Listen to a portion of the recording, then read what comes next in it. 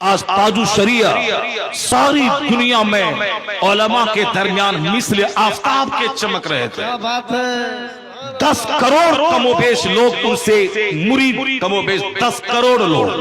پوری دنیا میں کوئی ایسا پیر نہیں ملے گا کہ 10 کروڑ لوگ ایک آدمی سے مرید ہو، کوئی نہیں ملے گا۔ وہ اکلوتا پیر ہے پوری دنیا کے جو 2 سال پہلے انتقال فرمایا، اور جن کے پاس لاکھوں علماء جن سے مرید ہیں۔ ایک عالم ہزاروں عبادت گزار پہ بھاری ہوتا ہے۔ فقیہ واحد اشد علی الشیطان من 1000 عابد، 1000 عبادت گزار سے شیطان پر ایک عالم بھاری ہوتا ہے۔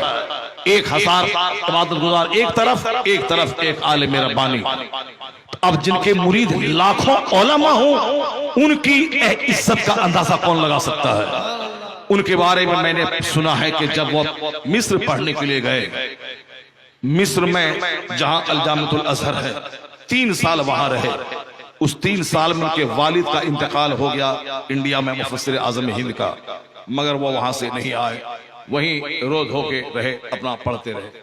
3 سال کے درمیان بازو میں دریائے نیل ہے، دریائے نیل جو ہسٹوریکل ندی، جو اسلامی تاریخی ندی، جیسے ہندوستان میں نارتھ میں یعنی اتر بھارت میں گنگا جمنا ہے، ساؤتھ میں کاویری ہے، کرشنا ہے، یہ ندی ہے ساؤتھ میں مشہور ندی کاویری ندی، جو سرینگا پٹنم یعنی ٹیپو سلطان کا جہاں مزار ہے، جہاں ان کی سلطنت خداداد جو سلطنت تھی اس کے باؤنڈری وال فصیل کے بازو سے جو ندی گزری ہے وہ کاویری ندی۔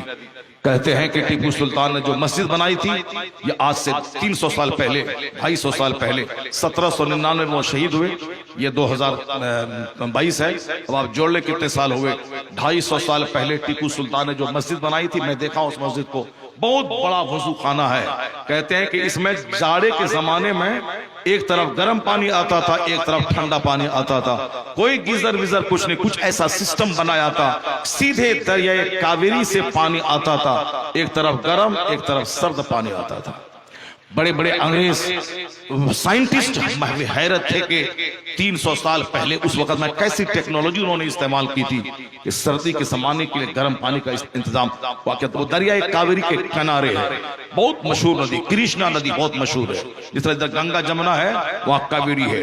یہ ہندوستان کی مشہور ندیاں ہیں جس کو بہت سارے لوگ مذہبی طور پر اس کا پوجا پاٹ کرتے ہیں، بہت سارے لوگ کرتے ہیں۔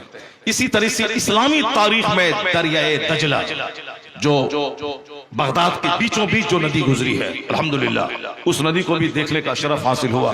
دریائے دجلہ جس کے بارے میں پڑھتے تھے آج 25-40 سال سے، جب اس کو دیکھا تو آنکھیں ٹھنڈی ہوئی کہ دریائے دجلہ وہ دیکھ رہا ہوں، جس دریائے دجلہ میں جنید بغدادی رضی اللہ تعالی عنہ کا مصلی بچتا تھا۔ ساری دنیا پاؤں رکھے تو مر جائے، لیکن جو اتنا اللہ کا ذکر کیا، دل اتنا زندہ ہوا کہ ندی پہ مصلی بچھا کے نماز پڑھے تو دریا اپنے سینے پہ راستہ دے دے۔ یہ ہے وہ دریائے دجلہ، ہزاروں لاکھوں ولیوں کی تاریخ اس دریائے دجلہ سے وابستہ ہے۔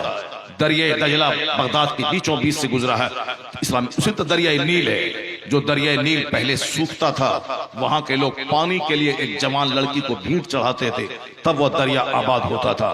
جناب عمر فاروق کے زمانے میں عمر ابن عاص جب مصر کے حاکم بنے تو لوگ آگئے، حضور رسم کے مطابق ایک جوان لڑکی کو بھیٹ چڑھانا ہوگا ورنہ دریا سوکھ گیا تو سارا مصر برباد ہو جائے گا، دانا نہیں پیدا ہوگا، فصل نہیں پیدا ہوگی، لوگ مر جائیں گے۔ کہا کہ ایسا کبھی نہیں ہوگا۔ انہوں نے خط لکھا مدینہ منورہ حضرت عمر ابن خطاب رضی اللہ تعالیٰ عنہ کی بارگاہ میں، یہ غلط رسم یہاں چل رہی تھی، اب کیا کیا جائے؟